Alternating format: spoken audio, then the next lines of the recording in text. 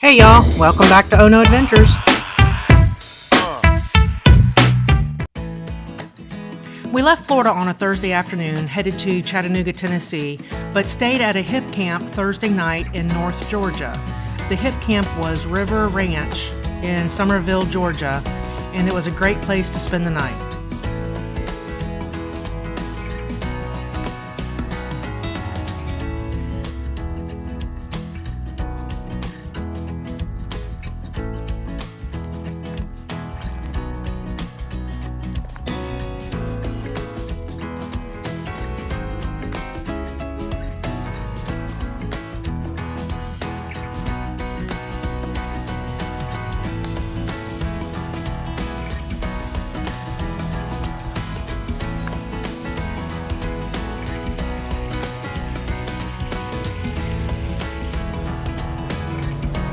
After picking up my .392 from Tom's 4x4 Superstore in Chattanooga, we headed to Oliver Springs to camp out at Windrock.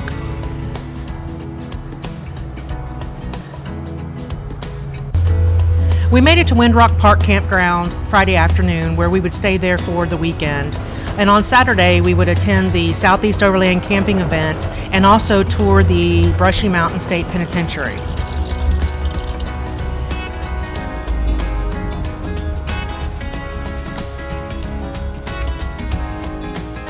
One of the first things we had to do when we got to our campsite was clean out the fire pit. This is for cooking, not for trash. And looking around the campground, we seen where there were several others the same way. This is kind of ridiculous, especially when they have trash receptacles at every single campsite. It was going to be a busy weekend for Windrock Park. Not only did they have the Women's Wheeling Weekend, but they had a Jeep Adventure Camp also.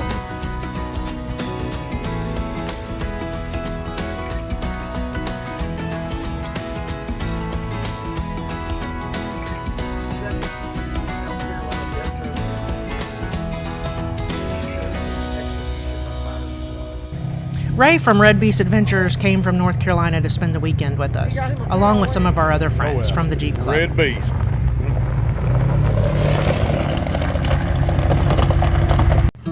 We always eat good when we camp, and we decided to cook some steaks Friday night.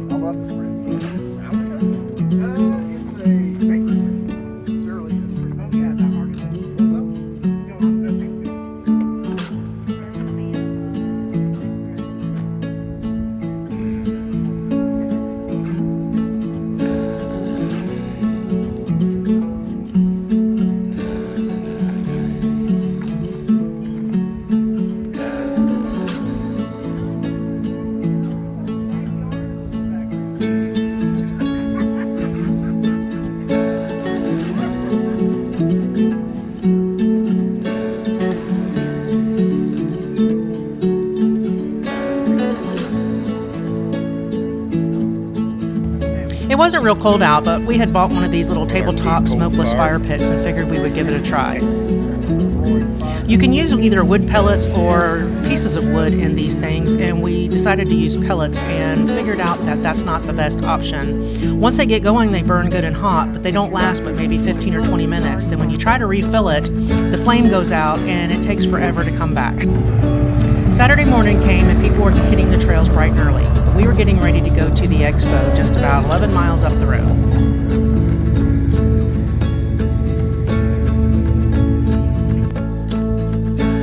The Southeast Overland and Camping event is held on the grounds of the Brushy Mountain State Penitentiary in Petros, Tennessee.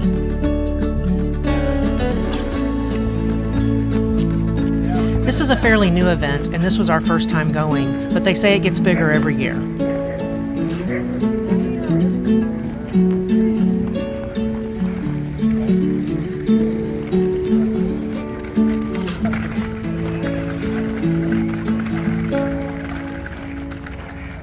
It's a 45, 50-pound box and nobody wants to carry it. So, and it takes up room in whatever you're traveling to.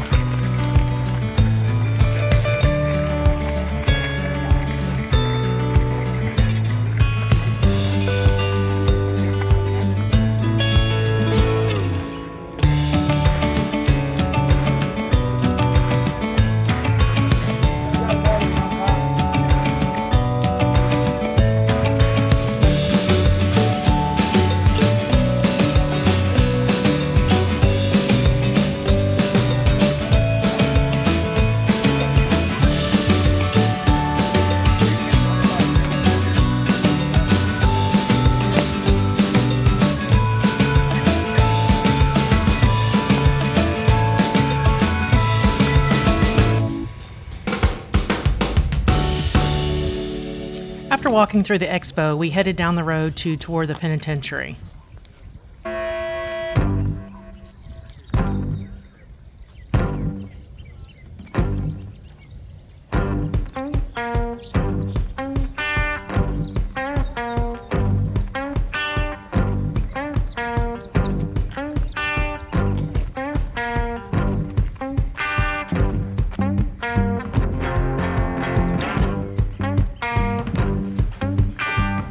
There's a lot of history to this state prison. In 1896, it was built out of wood, and after it burned down, they reconstructed it out of mountain stone, which was mined by the prisoners. Not only did they have to do that, but they also had to work in the coal mines, and if they didn't reach their quota, they got strapped.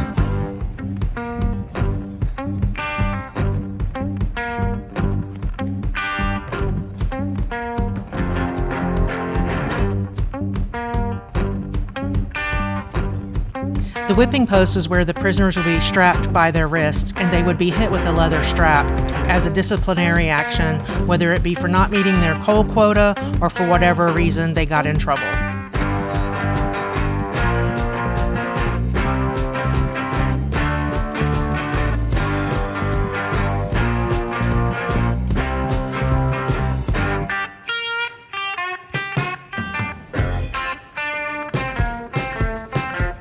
This was a self-guided tour, and you could follow the arrows on the ground.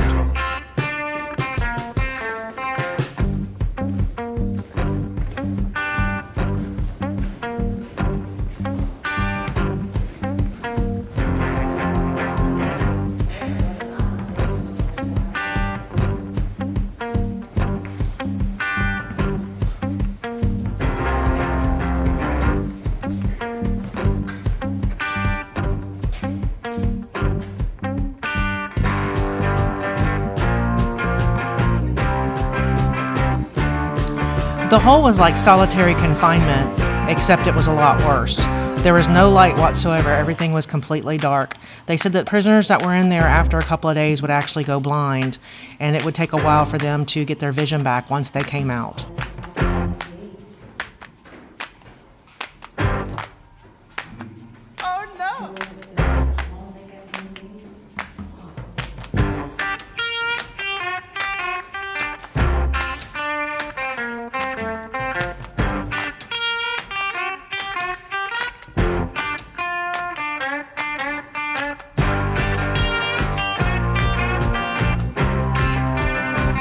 We headed over to the museum where they had various items on display, and you could also watch an 18-minute video about the history of the prison.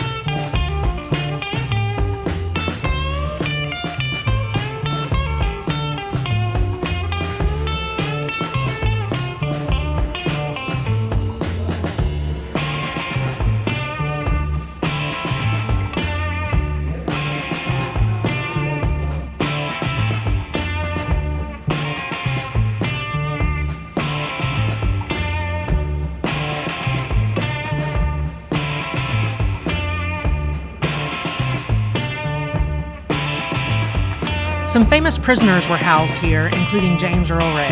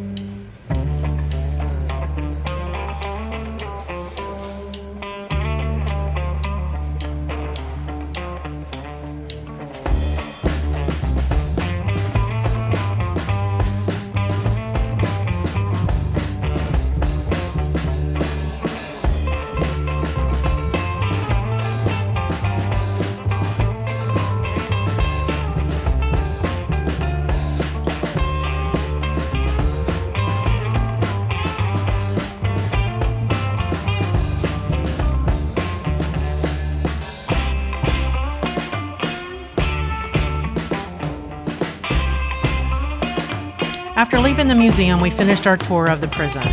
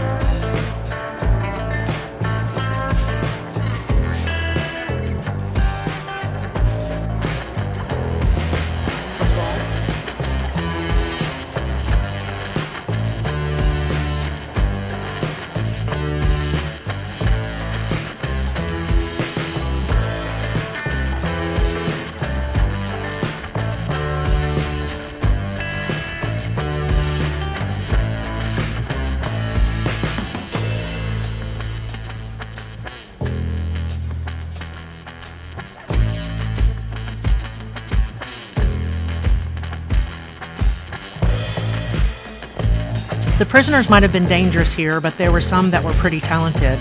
All the paintings on the wall and the columns were done by some of the inmates.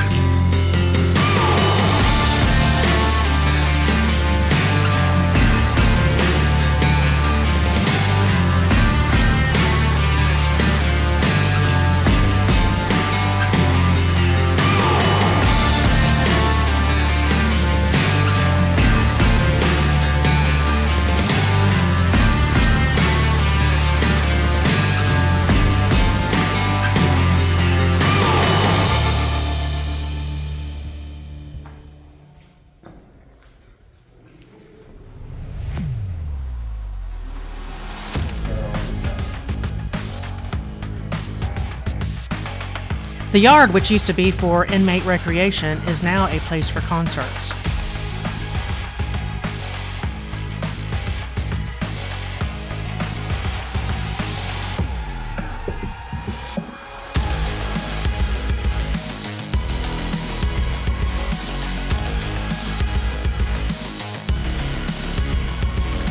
They've got those buildings blocked off.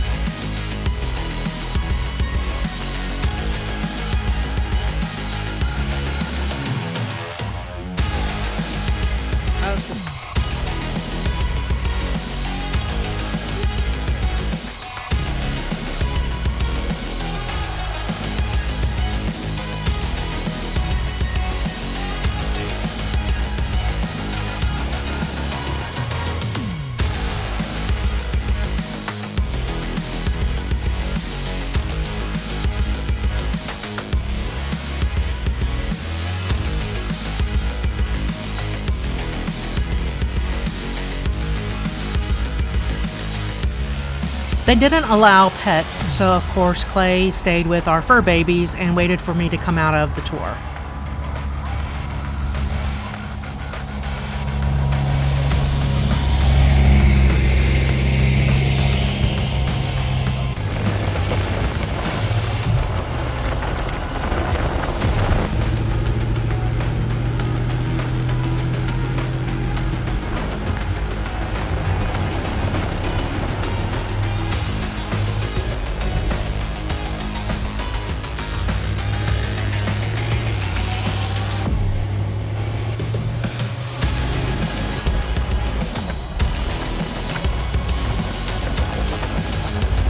We left Brushy Mountain with the intent of getting on Trail 26 from the main road here, but we could not find it, so we turned around and went back to Windrock Campground and hit trail number 22.